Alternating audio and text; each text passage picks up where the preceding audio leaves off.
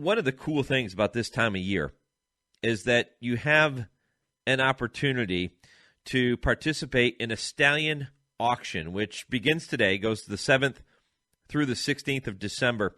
And you can go to iowathoroughbred.com to learn more. But the ITBOA involved with this particular auction, so many top stallions which you can bid on. And I know that that's music to the ears of Steve Renftle, who is the president of the ITBOA. He is with me now here on the Horse Racing Radio Network. Steve, good morning and welcome to the show.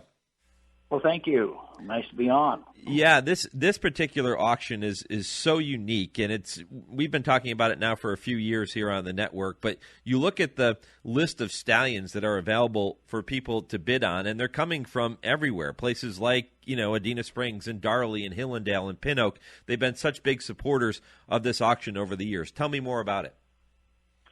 Well, as of yesterday, we have 130 seasons to be auctioned from 22 states.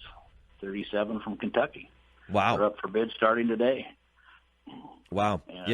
And we're still adding some. We'll add some right up through the first of next week. Anybody can always any of the stallion farms or owners want to donate their stallions, we'll take them right up to the end. Yeah, and this is an online auction, so the bidding has to take place through. Well, I say iowathoroughbred.com, and that link will take you to the actual auction page. Is that right? That's right, or they can go direct to www.thoroughbred.com, or the ITBOA web page will get you there too. It has a link to click on, and then when it comes up, it'll show all the stallions. But you click on the stallion part up at the top where it says stallions, and it'll take you right to the bidding. One thing that's so unique about this auction, and one of the things I love most about it, is that the stallion owner can also receive some significant money just for donating a season. Tell me a little bit about that part of it. Well, yeah, last year we had the 3 stakes from the 2-year-old stakes, and it was won by an Oklahoma horse, season was donated by Warhorse Place. Gramity, who was a stallion who just got sold to, I believe, Saudi Arabia, if I'm not mistaken. And then Windstar had one of them, Bellamy Road was the other winner, Windstar Farm. They all received $5,000. Darley had the other one. Garalamo was the other stallion. So it's nice. The stallion farms appreciate it when their horses, offspring, colts win, or fillies, and they get some money back. The owners are very happy about that. Yeah, it's a great program and a great concept. Where did this concept come from, Steve? Well, we've been doing it for quite a few years. We used to have before it was, we had an auctioneer years ago, and it was kind of a fun deal. We'd get together, and a few alcohol beverages were being sold, and then things were actually auctioned off live at our meeting place in Des Moines, but now it went online and it's gotten bigger every year. And thanks to all the owners and stallion farms donating these horses, so it's been a real fun deal for us. Plus the stallion stakes. I know we had a colt that won the 2-year-old stake and then won the 3-year-old stake, and I'll tell you, it really pads the earnings and it helps the owners out. Yeah, it makes a big difference. So often in thoroughbred racing, the things that make headlines are not the positive things, and this is a very positive thing. So I wanted to make sure, of course, that we brought this to light. But the other aspect of the sport that gets talked about is that nobody can get on the same page, and states are always working against each other and all of these types of things. But you are getting stallions from Kentucky and from all over the country to help you in the state of Iowa. And, of course, they can benefit, too, as we talked about. But what does that mean, to have everybody working together cohesively for one goal? Well, it's very encouraging. It's a very positive thing for all of us in the horse racing industry. And we're always happy when anybody brings their horses and runs in our stallion stakes. It's fun to see people from out of state come and see our fabulous facilities at Prairie Meadows and run their horses in our stallion stakes. And I know the Iowa bred people also like to breed the stallions that mostly are being donated for these for the stallion stakes. So it gives them an opportunity to make more money for their farmer and owners. So that's a good thing for us here in Iowa. Yeah, it's a great thing for Iowa and for the program there and for the notoriety of everything that you've been able to build and accomplish over the years. I was at Prairie Meadows a few years back, and I loved it. I thought that the facility was great. I had an awesome experience there. When you talk to people about Iowa racing, what are some of the things that you want them to know, Steve? Well, it's a very friendly, Iowa people are very friendly. We have great facilities here at Prairie Meadows. They do have festival racing there also, but I think people would be surprised at the facilities that we have there. It's a fantastic hotel, restaurants, casino. It's a very pleasurable place to spend a weekend and watch some horses run. And we're pretty proud of it.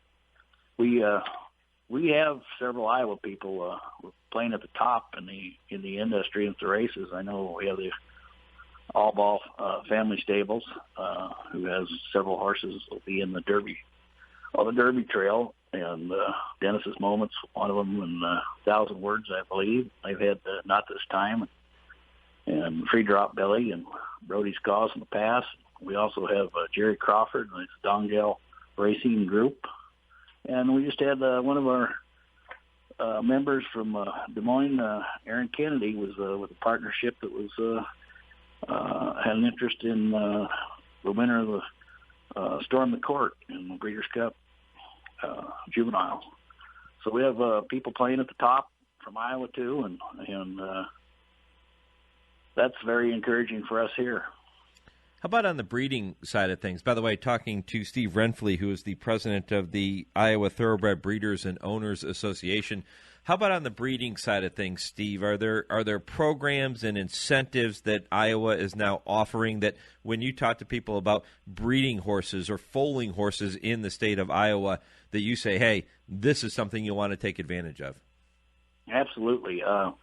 In our stallion stake races, we if you have an Iowa bred that's foaled here in Iowa that's eligible for the races, the stake races, we have a 37% supplement to that race, so that can really add to the purse money.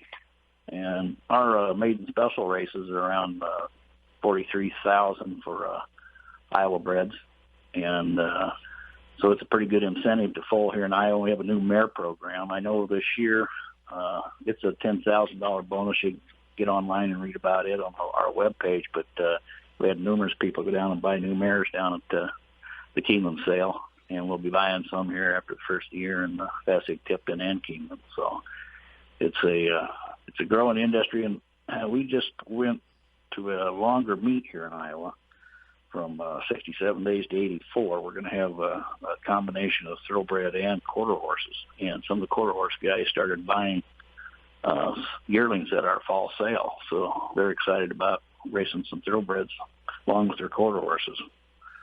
So we have some good incentives. It's a good place to foal and race in Iowa because there's some good money to be made. Steve, where did this love of horse racing begin for you? My dad and his best friend, we started Exarban in Omaha, and they had box seats, and they had Ed Sundberg was the guy, and he had some stallions and mares, and I kind of grew up going to the racetrack with all of the older guys. They always took me along over to Omaha to the horse races, and that was in the heydays of Omaha where you had 25,000, 30,000 people on there on a weekend, and it was a fabulous place to go and watch the horses run and bet horses. Yeah, everybody that I've talked to over the years, I never had the chance to go, but everybody I've talked to about Oxarben says, that was one of those treasures that, thoroughbred racing is really worse off now than it was, because that was one of the treasures that the sport could boast. It was a good thing. It was a fun place to be, and the racing was a lot of fun too. Yes, it was fantastic. But those days are gone. We have the Racino here in Iowa, and it's doing very well. We the casino, when it makes money, we get more money for our horses to run in purses, and it really works out good for us here in Iowa. So we're pretty lucky on that part of it. Well, Steve, we'll remind people one more time. They can go to iowathoroughbred.com, click on the link. It'll take them to the stallion auction, which runs all the way through December 16th. And they can also go to thoroughleybred.com, which will get them to the auction page as well. And they can check out the auction and the stallions that are available from all over the country and help support a wonderful industry and all the initiatives and the great work that you guys are doing there in Iowa. And can't thank you enough for your support of what we do here on the network, and love helping you spread the word about this auction every year. Yeah, they can. Our executive director, Brandy, she's very knowledgeable and very helpful. They can give her a call and get any help they want. And I'd like to mention Alan Poindexter, who breeds about 25 to 30 of his mares here in Iowa, and he helps get a lot of stallions for us, donations out of Kentucky. And thank you, Alan. And I thank you guys for helping promote this. It's very exciting for us. Yeah, well, keep up the good work, Steve, and all the best with the auction, and let's have another record year. It sounds like you're going to. Yeah, we're planning on it. Thank you very much. All right, Steve. Happy holidays. Yeah, you too. Steve Renftle is the president of the ITBOA, and my thanks to Steve for the visit here this morning. Again, iowathoroughbred.com is where you can go to link to that stallion auction and learn more about all the programs there in the state of Iowa.